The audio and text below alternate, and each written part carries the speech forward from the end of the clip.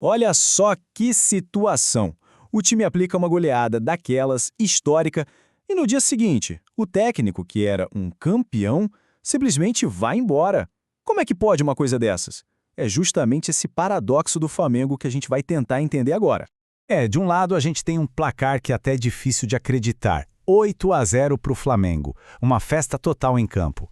E aí do outro lado, pouquíssimo tempo depois, vem a bomba. O técnico tá fora. Parece que não faz sentido nenhum, né? Bom, bora a fundo nessa história para ver o que aconteceu. Então, para a gente conseguir entender essa loucura toda, a gente precisa voltar um pouquinho no tempo. Especificamente para a noite de uma segunda-feira, dia 2 de março de 2026. Um dia, aliás, que acabou ficando marcado na história do clube. E não foi só por um motivo. O Flamengo não só ganhou, ele simplesmente atropelou o Madureira, 8-0. E olha só o placar agregado somando os dois jogos, 11-0. Isso aí não é uma vitória comum, é uma demonstração de força, de domínio total. Em qualquer lugar do mundo, um resultado desse seria motivo para festa por uma semana, no mínimo. Pois é, mas aí, na manhã seguinte, veio aquele balde de água fria, sabe? O clube solta uma nota oficial seca, dizendo que o Felipe Luiz não era mais o técnico do time. Aquela alegria toda da goleada não durou nem um dia.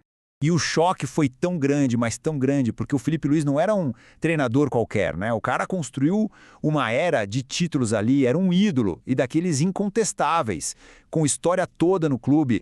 A ligação dele com o Flamengo era muito forte, vinha de longe. Ele chegou lá em 2019 já como um jogador super consagrado. Em 2023, se aposentou jogando pelo clube. E aí, logo em 2024, já começou a carreira de treinador, ali na base, e a ascensão dele foi meteórica, foi promovido para o time principal muito rápido. No comando do time profissional, ele ficou à beira do campo em 101 partidas oficiais. É um número bem significativo, né? E os números dele, olha, são impressionantes. Desses 101 jogos, foram 64 vitórias. Isso dá um aproveitamento de 63%. E derrotas? Só 15. É o tipo de resultado que, convenhamos, costuma garantir um emprego por um bom tempo, né? E claro, essas vitórias todas viraram o quê? Taças. Foram 5 títulos gigantes, incluindo Copa do Brasil, o Brasileirão e a tão sonhada Libertadores, tudo em 2025. Ele não foi só mais um técnico que passou por lá, ele virou uma lenda. Então, a gente tem um currículo desses, impecável, o status de ídolo, parecia tudo perfeito.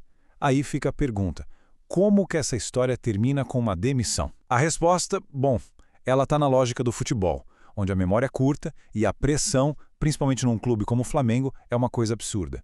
Se 2025 foi um ano mágico de glória total, o comecinho de 2026 já trouxe 2 pancadas, daquelas que dói muito no torcedor. Primeiro, perder a final da Supercopa, logo para um rival, o Corinthians, e logo depois perder a Recopa para o Lanús. Isso começou a gerar uma desconfiança ali no ar. E essa pressão era tão, mas tão grande, que acontecia uma coisa completamente surreal. No meio do jogo do 8-0, parte da torcida começou a gritar "time sem vergonha". Sim, é isso mesmo. Durante uma goleada histórica. Esse era o recado mais claro possível de que, para essa parte da torcida, aquele placar ali já não significava mais nada. E no meio desse furacão todo, o que o próprio Felipe Luiz disse na sua última entrevista coletiva, um pouquinho antes do anúncio oficial, hoje soa quase como uma profecia. Quando perguntaram para ele sobre as vaias, ele não se escondeu não. Ele defendeu o direito do torcedor de protestar. Disse que a cobrança é justa e que na época de jogador, foi isso que fez ele melhorar. Foi uma postura de quem realmente entende o tamanho da paixão e da exigência de estar no Flamengo. E aí, na última resposta dele naquela noite, ele soltou uma declaração que, olhando agora, parece uma despedida. Eu não tenho dúvida nenhuma de que eu vivi os melhores anos da minha vida aqui. Bom, com a saída de um cara tão importante e vitorioso, o Flamengo agora está sem técnico, num mar de incertezas e com um desafio enorme e imediato pela frente. E que desafio, hein? Já no próximo domingo, dia 8 de março, o time tem nada mais, nada menos que a final do Carioca. E não é qualquer jogo, é um Fla-Flu contra o maior rival, uma final importantíssima, bem no meio de uma crise de comando. E tudo isso deixa no ar aquela pergunta de $1 milhão. Depois de um período tão vitorioso, que acabou de um jeito tão estranho, quem tem tamanho para assumir o comando do Flamengo? E, talvez mais importante, quem é que aguenta a pressão que conseguiu derrubar até um ídolo como ele?